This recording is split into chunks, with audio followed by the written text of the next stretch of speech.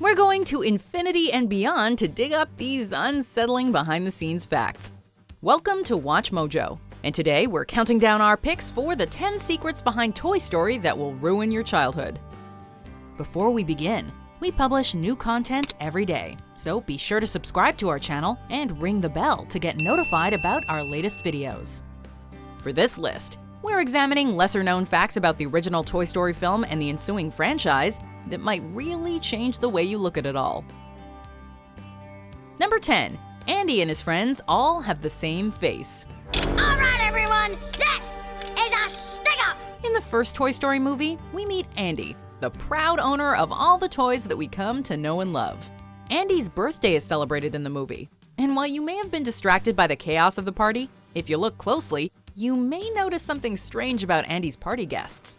Many of the other kids there seem to look exactly like him. That's because this movie was made in the early days of computer animation, and crafting original human faces was time-consuming, and therefore expensive.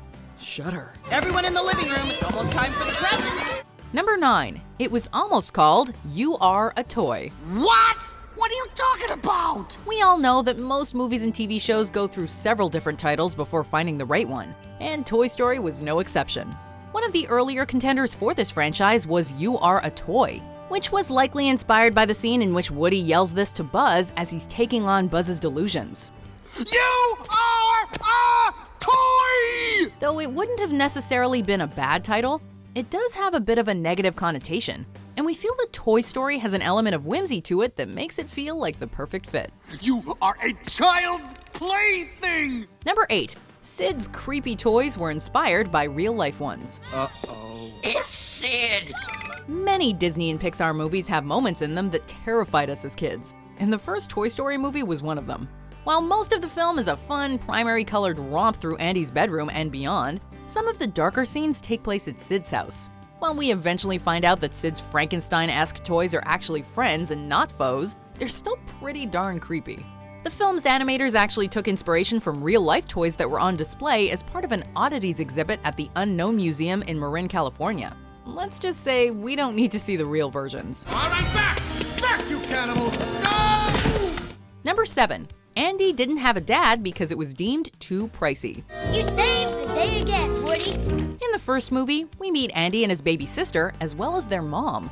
But Andy's father is conspicuously absent.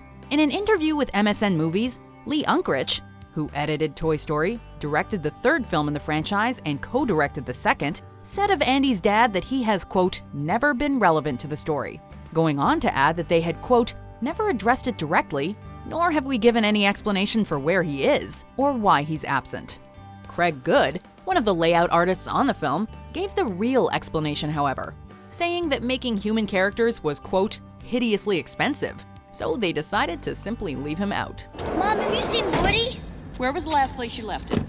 Number 6. Bo Peep and Woody weren't going to be a couple. Ow! Oh, hi, Bo. Barbie is one of the most iconic toys of all time, so it was kind of surprising that she didn't appear in the first Toy Story movie. Turns out that Mattel didn't want their character in the film because they didn't want her to have a fixed personality. That's why Woody has a romantic relationship with Bo Peep instead. What do you say I get someone else to watch the sheep tonight? Of course, Mattel eventually changed their minds and let Barbie, or Barbies, appear in Toy Story 2 and Toy Story 3. While Bo Peep wasn't a major player in the third Toy Story, it has been confirmed that she will have a starring role in Toy Story 4, which will partially focus on her relationship with Woody. Oh, not in front of Buzz. Let him look. Number 5. Woody isn't always voiced by Tom Hanks. Everybody hear me? Up on the shelf, can you hear me? Great. Tom Hanks is considered an American hero by many, and while he has played many incredible roles, we'll always have a soft spot for his voice work as Woody. In fact, we can hardly imagine anyone else voicing the role. See, now look at me. See, that's me. In an interview on The Graham Norton Show, however, Hanks admitted that he doesn't provide Woody's voice for the character's every single appearance in the extended franchise. He said that his brother Jim Hanks actually does much of the work for toys and video games. But since they're so closely related, it's no wonder the end result is believable. Ha ha! Boy, am I glad to see you! Number 4. Toy Story 2 was almost lost. What? He wouldn't. This is a piece of Pixar lore that many fans are aware of, but which will still undoubtedly send a shiver down your spine. In 1998, when work on Toy Story 2 had already been ongoing for at least 2 years, nearly the entire movie was lost when a root folder was accidentally deleted. It was soon discovered that the backup system had failed as well, and panic started to set in. Thankfully, Galen Sussman, the technical director, had recently given birth and was working from home and happened to have backups on her computer. Number 3. Woody was almost a ventriloquist dummy. Pull my string. The birthday party's today? Before Pixar had the final conception of Toy Story nailed down, many plot and character details were very different from the beloved ones we're familiar with from the completed film. In a very early version, Woody wasn't actually a pull-string cowboy toy, but was actually a ventriloquist dummy. And his personality was very different too, but we'll touch on that in a moment. We gotta say, we're pretty thankful he didn't stay a dummy, because those things are just, well, unnerving. And it seems that the executives at Disney thought so too. Thank goodness. Number 2. Buzz Lightyear as we know him almost didn't exist. To infinity and beyond! Here's another one. The earliest conceptions of Buzz were nothing like the version we finally met in Toy Story.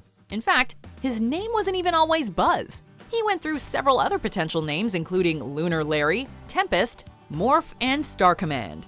Not only that, but his white, green, and purple spacesuit was once red. He was also nearly voiced by Billy Crystal, who was one of the original choices in terms of casting.